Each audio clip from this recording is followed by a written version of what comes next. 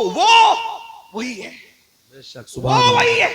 जब अपना जिक्र कराने की बात आई तो कहा किसी का जिक्र नहीं होगा, क्योंकि ये सूरत इखलास है जी। बता अब क्या है तेरा तारुफ, क्या है, तवज्जो जी, तेरा तारुफ क्या है बता। तो आवाज आती है कुल है। जहां किसी का जिक्र नहीं कर रहे थे, पसंद भी नहीं किया, वहां शुरू कहां से किया? कुल। अपने आप से पहले किसी को कह रहे हैं, क्या कहा जा रहा है? कुल ए महबूब आप फरमा दो। बेशक बेशक ए महबूब आप फरमा दो। तौहीद क्या है, जिक्र खुदा क्या है? खुद खुदा होकर अपना जिक्र बाद में करता है, आमिना के लाल का जिक्र पहले। क्या बात है, नारे तकबीर। आगे से पीछे लोग हाथ उठा के नारे का जवाब दे। नारे तकबीर, नारे रिसालत, अज़मत मुस्तफा, ख्वाजा का हिंदुस्तान, जश्न दस्तार बंदी, हुजूर सैयद अमीनुल कादरी साहिब तिबला, मदरसा इस्लामिया तुर्किया हरियाणा। वाह वाह वाह। अपना जिक्र बाद में हो, अल्लाह बाद में आ रहा है, पहले कुल आ रहा है। कुल आप कहिए महबूब, यानी उसको भी पसंद है कि मेरा जिक्र बाद में हो। अब अगर किसी को फतवा लगाना है, सुन्नियों पे न लगाओ जी। क्या बात है, पहले कुरान के खिलाफ कलम उठाओ, फिर समझेंगे कि तुम्हारी माओ ने कितना दूध पिलाया जी, जी। और जब कुरान के खिलाफ कलम नहीं उठा सकते तो फिर मानना पड़ेगा जो सहारनपुर और इर्द गिर्द वाले बयान कर रहे हैं वो तौहीद नहीं है, जो बरेली वाले बयान कर रहे हैं वही तौहीद है। वही रब है जिसने तुझको हमतन करम बनाया, हमें भीख मांगने को तेरा आशना बताया। तुझे हमद है खुदाया, तुझे हमद है खुदाया। वो कमारी पाक मरियम, वो नफख्त फीही का दम है अजब निशाने आजम, मगर आमिना का जाया वही सबसे अफजल आया, वही सबसे अफजल आया। यही बोले सिदरा वाले, चमने जहां के थाले सभी मैंने छान डाले, तेरे पाए का न पाया, तुझे यक ने यक बनाया, तुझे हमद है खुदाया।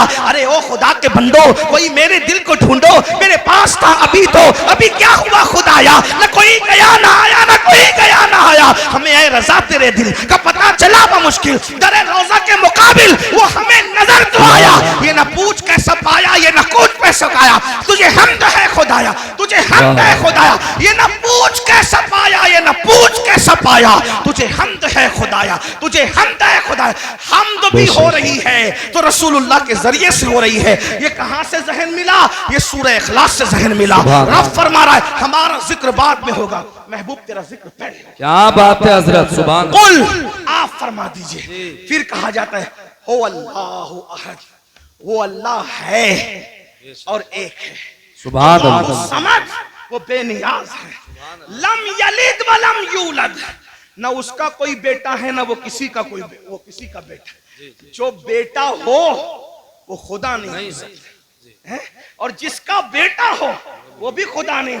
हमसे क्यों लड़ते हैं लोग? कहते हैं कि हमारे फुला तो वहां वहां पैदा हुए। हमने कहा जो पैदा होता है वो खुदा ही नहीं होता। ठीक है भैया, हमसे जो जो लेना है सब ले लो, लेकिन एतराफ कर लो कि खुदा नहीं थे। क्या बात है हज़रत, वाह। एतराफ कर लो कि खुदा नहीं थे, हम सब खुशी खुशी दे देंगे, जो दे सकते हैं जायज है सब दे देंगे, लेकिन मान तो लो लम यलिद व लम यूलद, खुदा वही होता है जो लम यलिद भी है व लम यूलद। बताए ना, वो किसी का बेटा नहीं होता और उसका कोई बेटा नहीं होता। वलम यकुल लहू कुफुवन अहद, और फिर क्या शान है, उसके साझे का कोई नहीं है। ये मैं हिंदुस्तान के तनाजुर में नहीं कह रहा हूं बात, ये हमारा मजहब आफाकी मजहब है पूरी दुनिया के। ईसा अलैहिस्सलाम को लोग ईसा खुदा का बेटा कहते हैं, बेटा नहीं। लोग कहते हैं ईसा पैदा हुए, हमने कहा पैदा हुए तो खुदा कैसे हुए? मरियम पैदा हुई। इसीलिए तवज्जो करना, तवज्जो। पूरे कुरान में चंद लोगों की मिलाद बयान हुई है, तवज्जो है। कुरान उठा के देखें, चंद लोगों की पैदाइश अल्लाह ने बयान की है। बाद में जिन जिन लोगों को खुदा कहा जाने वाला था, अल्लाह ने सबकी मिलाद बयान कर दी। क्यों? ताकि पता चल जाए जो पैदा होता है वो खुदा नहीं होता। ईसा अलैहिस्सलाम की पैदाइश, हत्ता के ईसा अलैहिस्सलाम की अम्मी के पेट में जो दर्द उठा उस दर्द को ही बयान कर दिया। इतना पक्का बयान किया ताकि कोई इनकार ना कर सके कि ये पैदा नहीं हुए थे। क्यों? इसलिए कि पैदाइश ही से तो जड़ कटती है शिर्क की। क्या बात है, पैदाइश से तो जड़ कटती है शिर्क की। इसीलिए ईसा की विलादत अल्लाह ने बयान किया कि लोग ईसा को खुदा ना कहें, और हम मुस्तफा जाने रहमत की विलादत इसलिए बयान करते हैं और उनका मिलाद इसलिए मनाते हैं कि कोई उनको खुदा ना कहे। इसलिए कि तो लोग कहते हैं मिलाद बनाना भी शिर्क है। मैंने कहा मुल्ला जी थोड़ी तो शर्म करो, मिलाद उसी की होती है जो खुदा नहीं होता। जब बना लिया मिलाद तो शिर्क कैसे हुआ? ये तो शिर्क का काट है, ये तो शिर्क का तोड़ है। अगर लोगों को शिर्क से बचाना है तो बताओ कि मोहम्मदुर रसूलुल्लाह पैदा हुए, और पैदा हुए की शान से हुए, पूरी मिलाद बयान हुई। बहरहाल मैं अपनी गुफ्तगू को समेटते हुए आखिर की तरफ आता। ये ईमान है, ये तौहीद है। तौहीद अल्लाह ने अपने जिक्र से पहले अपने महबूब का जिक्र। ईमान की अहमियत जानो, अपने बच्चों को नसीहत करो, ईमान पिलाओ। डॉक्टर इंजीनियर सब कुछ बाद में बनाओ, खतीब अदीब नकीब बाद में बनाओ, पहले ईमान पिलाओ। और ईमान किसी के लिए नफरत नहीं सिखाता, ईमान तो मोहब्बत ही सिखाता। आज हमारे घर में ईमान की तालीम नहीं, ईमानियात की तालीम।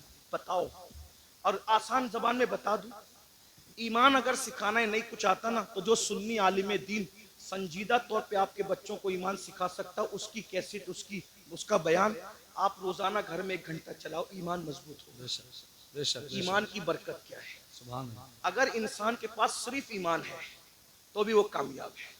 इसीलिए आज ईमान छीना, ये जो स्कूल कॉलेजेस के अंदर मेहनत का है, पता है कोई सब्जेक्ट पढ़ाने पे मेहनत हो या ना हो, इल्ला माशाल्लाह जो बड़ी बड़ी कॉलेजेस है, बड़े बड़े इदारे हैं, उसमें ये सब्जेक्ट पे मेहनत होती है कि अगर तुम मुसलमान हो तो तुम्हारा ईमान कैसे छीना। इसीलिए लड़के साइंस टेक्नोलॉजी पढ़ते।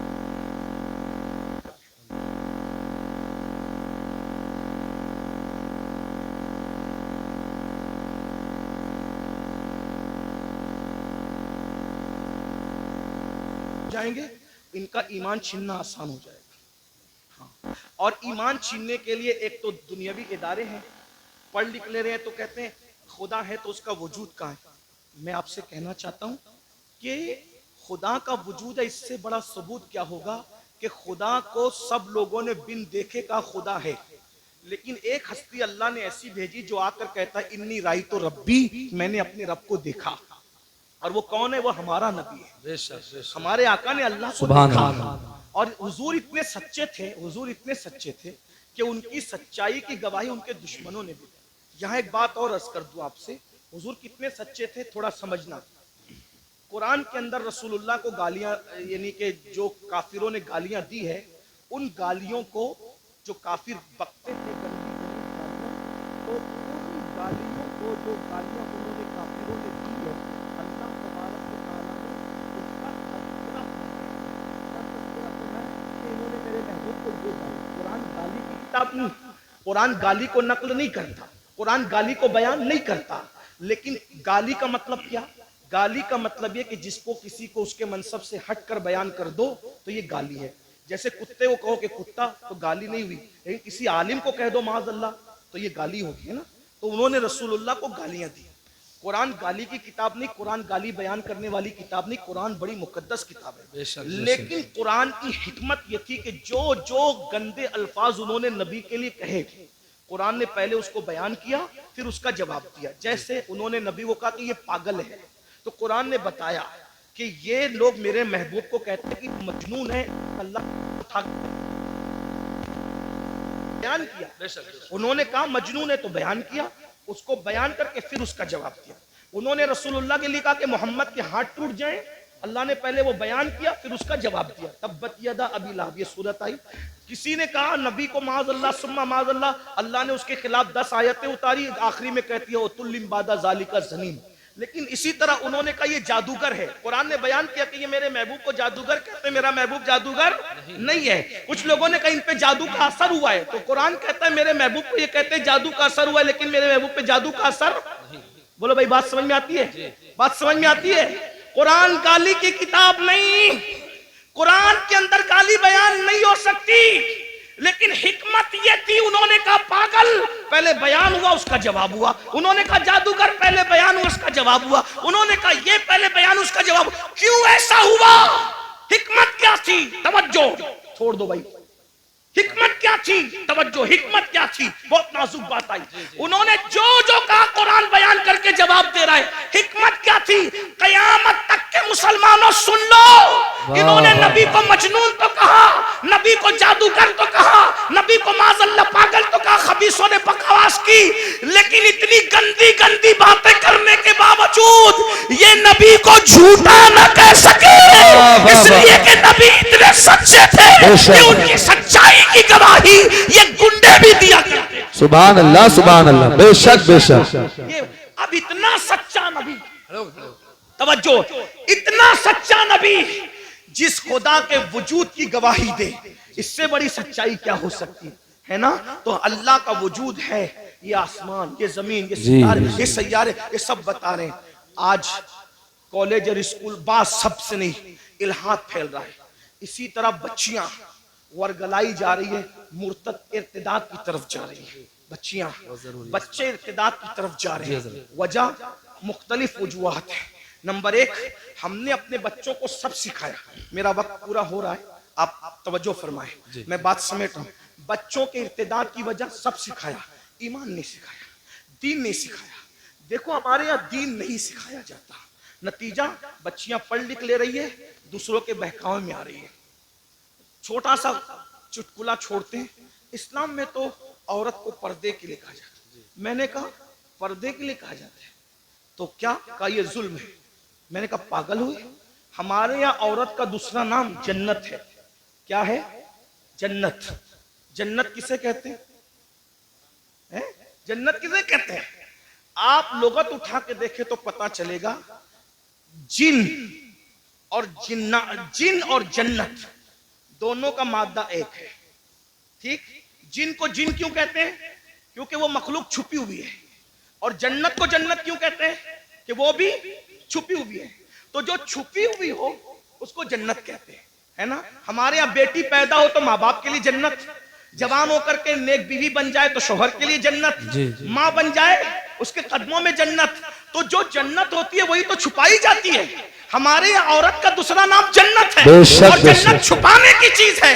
अल्हम्दुलिल्लाह हम औरत को जन्नत से कम नहीं मानते, इसीलिए अल्लाह ने अपनी जन्नत भी छुपा रखी है जो सिदरतुल मुंतहा पर है, और हमने अपनी जमीन की जन्नतों को भी छुपा रखा है जो माँ की शक्ल में, बीवी की शक्ल में, बेटे की शक्ल में। सुभान अल्लाह, माशाअल्लाह।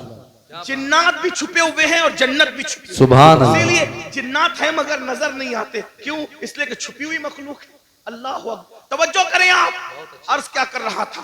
तो लड़कियों को वर्गलाया जाता है, बहकाया जाता है। और अब हम लोग क्या करते हैं? हम लोग घुटने पर हमला नहीं हो रहा है, हमला सर पे हो रहा है, घुटने ही पकड़ के सहला रहे, घुटने को बचा रहे। मेरे भाइयों, ये तो मालूम करो कि बच्चे मुर्तद क्यों हो रहे, बच्चियां मुर्तद क्यों हो रही, इस्लाम की नफरत क्यों है? उसकी कई वजूहात है। नंबर एक, सबसे पहली वजह ईमान न बताना। जब बच्चों को ईमान पता ही नहीं होगा तो वो ईमान बचाएंगे कैसे? नंबर दो, गुर्बत, गरीबी कुफ्र तक ले जा रही है। नंबर तीन, बच्चियों की देर तक शादी का न होना, ये बच्चियों को कुफ्र तक ले जा रहा है। और इसके जिम्मेदार आप भी और हम लोग भी हैं। क्यों? इसलिए कि बच्चियों की शादी में ताखीर क्यों हो रही है? माँ बाप को शौक नहीं है बच्चियों को बिठाने का, लेकिन 30 साल 35 साल की बच्चियां हो रही है और हम उनकी शादी नहीं कर पा रहे। क्यों? इसलिए कि कोई उस बच्ची को करने के लिए तैयार ही नहीं। वजह, इतनी जालिम रसूमात हमने पैदा कर दी है, जहेज के नाम पर, हल्दी के नाम पे, मेहंदी के नाम पे, मांगने के नाम पे, इसके नाम पे, उसके नाम पे, कि बच्चियां 30-30, 35-35 साल की हो जाती है और उनको अच्छे रिश्ते नहीं आते। बहुत माजरत के साथ, ये इलाका बड़ा दीनदार है, लेकिन इतना जरूर कहूंगा, सारी दीनदारी शादी के मौके पे समझ में आती है। सारी दीनदारी शादी के मौके पे समझ में, सिर्फ जुलूस मिलाद में दीनदारी नहीं, शादी के मौके भी दीनदारी बताओ ना। सिर्फ जलसों में दर्द भरी बातें नहीं, शादी के मौके में भी दीनदारी बताओ। जो लोग मुंह फोड़ के मांगते हैं वो तो मांग ही लेते हैं, जो लोग नहीं मांगते वो लोग भी गरीब घरों में सिर्फ इसलिए रिश्ता नहीं करते हैं कि यहाँ जाएंगे तो कुछ मिलेगा नहीं। एक तो वो है कि जो मांग रहा है, और एक तो वो है जो वहां जा रहा है जहां मिलना जरूरी है, जहां नहीं मिलेगा वहां जाना ही नहीं है। जहां नहीं मिलेगा वहां बड़ी माजरत के साथ तू इधर उधर की न बात कर, ये बता के काफिला क्यों लूटा, मुझे रहजनों से गरज नहीं, तेरी रहबरी का सवाल है। मैंने कई जगह ये बात रखी और लोगों ने मेरी बात को कबूल किया। बहुत सारे लोग नौजवानों ने ये इरादा किया कि इंशाअल्लाह ससुराल से हम एक चांदी का तार भी नहीं लेंगे, एक गिलास भी नहीं लेंगे। ये माहौल बन रहा है मुल्क के अंदर, क्योंकि कुरान कहता है वज़क्किर फ़इन्न ज़िक्र तनफ़उल मुमिनीन, मोमिनों को नसीहत करो कि नसीहत करना मोमिनों को फायदा पहुंचाता है। मेरी कौम के जवानों, अगर सिर्फ तुम यूट्यूब पर मुर्तद होने वाली लड़कियों की वीडियो शेयर करके दर्द भरी बातें करोगे तो इस मुनाफिकत से काम होने वाला नहीं है। ये मुनाफिकत अमली छोड़ दो। और तुम इतनी दर्द भरी बातें करते हो, अगर दर्द है किसी के ईमान बचाने का तो अहद करो कि अगर मेरी शादी नहीं हुई है तो मैं जहेज नहीं लूंगा, और अगर मेरी शादी हो चुकी है और मैं बच्चों का बाप हूं, अब अपने बेटों की शादी करूंगा तो जहेज नहीं लूंगा, जहेज का बाइकाट करूंगा, गलत रसूमात का बाइकाट करूंगा। फिर देखो ईमान बचेगा कि नहीं बचेगा। अल्लाह अकबर। खूबसूरत बेटियां हैं, शरीफ बेटियां हैं, दीनदार बेटियां हैं, लेकिन उनको रिश्ते इसलिए नहीं आते कि उनके बाप के पास भीख देने के लिए जहेज की शक्ल में कुछ पैसे नहीं है। अल्लाह अकबर। मुसलमानों, नबी से इश्क का दावा करते हो, रसूलुल्लाह से मोहब्बत का दावा करते हो, नबी के नाम पे जान लुटाने की बात करते हो, सोचो ये जहेज की गलत रसूमात की बुनियाद पर जब मुसलमान की कोई बेटी किसी मुशरिक और मुनकिर इस्लाम के हाथ में हाथ देकर जब कुफ्र की दहलीज चढ़ती होगी तो गुंबदे खजरा में रसूलुल्लाह के दिल पे क्या गुजरती होगी। अल्लाह अकबर। हुजूर के दिल पे क्या गुजरती, इसलिए कि उसका बाप तो नावाकिफ है कि मेरी बेटी क्या कर रही है, लेकिन नबी तो हर चीज से वाकिफ है। जिसकी जात से, जिसकी निगाह से खुदा की जात ना छुपी, उसकी निगाह से किसी मुसलमान बेटी का मुर्तद होना कैसे छुप सकता है। अफसोस है मुसलमानों, मुरादाबाद और गिरद नवा में रहने वाले मुसलमानों, वो रुसूमात पे लानत हो जो रुसूमात हमारी बेटियों को कुफ्र तक ले जा रही है, शिर्क तक ले जा रही है। बताओ, हर साल हज करो, हर साल उम्रा करो, मस्जिद बनाओ, मदरसे बनाओ, बड़ी बड़ी दाढ़ियां रखो, खूबसूरत टोपियां पहनो, कादरी, चिश्ती, नक्शबंदी, रफाई, ये सारे टाइटल लगाओ, और फिर बच्चियों के मुर्तद होने की फिक्र न करो, उनके ईमान जाने की फिक्र न करो। अगर क़यामत के दिन रसूलुल्लाह का सामना होगा, हुजूर ने दामन पकड़ के पूछ लिया, ओ मुनाफिक, मेरी उम्मत की बेटियां मुर्तद हो रही थी तेरी नाजायज रसूमात की बुनियाद पे, तू क्या कर रहा था? अल्लाह, क्या जवाब दोगे? ये मेरी माए और बहनें बैठी है, ये भी रिश्ते ढूंढने निकलती है मेरी माए और बहनें, तो ये लालच में सरता पर डूब जाती है। ये बेटे की शादी करने नहीं, ये अपने बेटों को बेचने निकलती है। कभी बच्चियों के ईमान का सोचा? अरे मेरी बहन, अगर तेरे शौहर ने भी तेरे साथ यही किया होता तो बता, क्या तू इतनी इज्जत के साथ रह सक? क्या दौलत ही सब है, माल ही सब है? एक बात कहूं, तुम अगर जहेज नहीं लोगे सिर्फ किसी का ईमान बचाने की नीयत से, तो पता है जहेज में तुम्हें क्या मिलेगा? रसूलुल्लाह की दुआएं और उनकी खुशी मिलेगी। वाह वाह वाह, सुभान अल्लाह। अगर समधी ने तुम्हें जहेज दिया, चंद सालों के बाद वो टूट फूट जाएगा। सुसर ने तुम्हें जहेज दिया, सास ने, चंद सालों के बाद टूट। और हुजूर ने ईमान बचाने की बुनियाद पर सिर्फ तुझे एक बार देख के मुस्कुरा लिया, कयामत तक के तेरी नस्लों की तकदीर समझ जाएगी। बेशक बेशक बेशक। अब आप पर है मुसलमानों, तुम जहेज लेते हो या जहेज नहीं लेते? अगर वो सामने वाले देना भी चाहे तो उनको कहो हम नहीं लेंगे, हम जहेज का बाइकाट करें। कुछ लोग हमारे सामने भी खड़े हो, भाई देखो भाई, मैं एक बात कहता हूँ, आपको गालियां देना हमें दे लो, हम तो अपना मुताला एक मशवरा पेश कर रहे हैं। कुछ लोग कहते हैं नहीं जहेज सुन्नत है। मैं हजरत मुफ्ती इस्माइल साहब, मुफ्ती जलीस और भी मुफ्तियाने किराम है, इनके सामने 2 मिनट का एक मुताला पेश करना चाहता हूँ। अगर गलती होगी तो मैं यही रुजू कर लूंगा। हम लोग जिद्दी लोग नहीं, हम इमाम अहमद रजा की फिक्र के वारिस, फिक्र रजा हमारी है, ठीक है ना? जिद्दी लोग, हमारे यहाँ यह कि गलती हो जाए तो रुजू कर लो। क्यों? क्योंकि आर नार से बेहतर है। लोग हमें यही ताना देंगे ना कि रुजू कर लिया, ठीक है भाई, हम तो रुजू वाले लोग, तौबा वाले लोग, और तौबा अल्लाह को की बारगाह में महबूब है। हुजूर ने सैयदा पाक को जहेज नहीं दिया, ये मैं आज आपके सामने, हुजूर ने सैयदा फातिमा ज़हरा पाक को जहेज नहीं दिया। मैंने कई जगह पेश किया उलमा के सामने, लेकिन उलमा ने मेरी तायीद ही की, अभी तक किसी ने इख्तिलाफ नहीं किया। अगर कोई उस्ताद इस्लाह कर दे तो हम नहीं बयान करेंगे इसको आज के बाद, लेकिन थोड़ा सुन ले। हुजूर ने जहेज नहीं दिया। कैसे नहीं जहेज दिया? मैंने कहा पहली बात तो ये है कि हुजूर अलैहिस्सलाम की एक बेटी नहीं थी, 4 बेटियां थी, है ना, 4 बेटियां थी। और 4 बेटियों पे हमारे पास दलील भी मौजूद है। मैं उसकी तरफ अभी नहीं जाता, मेरा टाइम खत्म हो रहा है। सिर्फ 10-15 मिनट बचे, जो टाइम मुझे दिया गया था उसमें 10-15 मिनट बचे, उसको सुन ले। मेरा टाइम, हाँ बोल दूंगा, हाँ हो जाएगा, अपने टाइम में हो जाएगा। तवज्जो है ना, अर्ज करूँ ना, हुजूर की कितनी बेटियां थी? 4 बेटियां थी। उसको मैं इशारा कर देता हूँ, आप उसको सुन लें। कुरान कहता है अपने महबूब, अल्लाह अपने महबूब से कहते हैं, अल्लाह ताला इरशाद फरमाता है कि ए महबूब आप फरमा दीजिए, ए महबूब आप फरमा दीजिए, कुल आप फरमा दीजिए। क्या फरमा दीजिए? क्या फरमा दीजिए? ले अज़वाजी का, अल्लाह फरमाता है कुल ले अज़वाजी का व बनाती का और व निसाइल मुमिनीन। 3 तबके को नबी खिताब कर रहे हैं अल्लाह के हुक्म से। कुल ले अज़वाजी का व बनाती का व निसाइल मुमिनीन।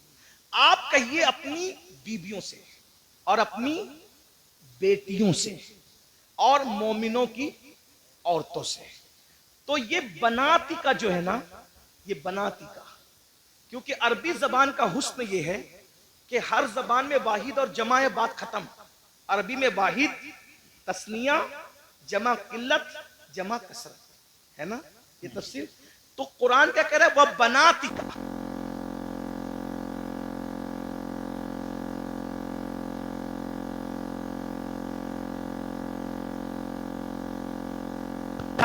बनाती का नहीं कहा जाता, है ना, बनाती। कुरान अगर बनाती का कह रहा है तो मानना पड़ेगा कि कम से कम नबी की 3 बेटियां थी जी, कम से कम।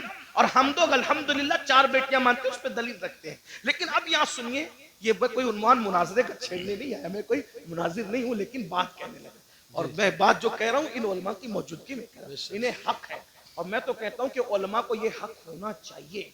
अगर कोई खतीब, कोई शायर गलती करे तो वो उसको चिट्ठी देकर ये कान में उसकी इस्लाह कर सके और उसको कबूल करना चाहिए। यही हमारे दादा मुर्शिद हुजूर मुफ्ती आजमीन का तरीका था। सुभान अल्लाह, सुभान अल्लाह। स्टेज पे भी लड़ने की जरूरत नहीं, क्योंकि लोग हमें देखते। कान में जो बात कहनी चाहिए उसको कान में ही कहना चाहिए, जिसको मैदान में कहना चाहिए उसको मैदान में कहना चाहिए, है ना।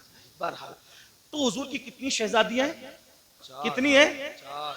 अब अगर आप ये कहते हैं कि हुजूर ने सैयदा फातिमा ज़हरा को जहेज दिया, सुन्नी अगर कहता है, तो उसको ये भी साबित करना पड़ेगा कि सैयदा ज़ैनब बिनते मोहम्मद को भी दिया, उम्मे कुलसुम बिनते मोहम्मद को भी दिया सल्लल्लाहु अलैहि वसल्लम, रुकैया बिनते मोहम्मद को भी दिया सल्लल्लाहु अलैहि वसल्लम। भाई जब 4 शहजादियां हैं तो एक ही को जहेज क्यों दिया?